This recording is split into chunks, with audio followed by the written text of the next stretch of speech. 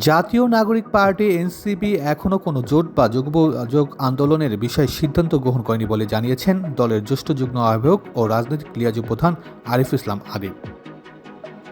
শনিবার 23 সেপ্টেম্বর বিকালে সামাজিক যোগাযোগ মাধ্যম ফেসবুকে দেওয়া এক পোস্টে আরিফ ইসলাম আদিব এই তথ্য জানান।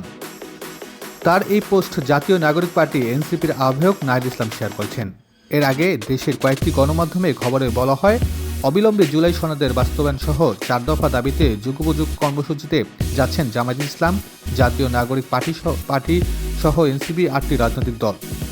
শীঘ্রই পার্থক্য সংবাদ সম্মেলন করে দলগুলোর কর্মসূচি ঘোষণা করবে। আরিফ ইসলাম আদিব বলেন, 4 দাবিতে 8 দলের যুগোপযোগ কর্মসূচির যে নিউজ হয়েছে তা মিসলিডিং।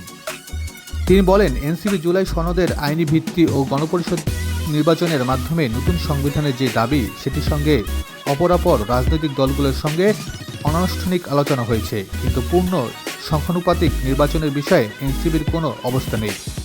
বরং এনসিপি শুধু উচ্চকক্ষে পিআর বিষয়ে একমত।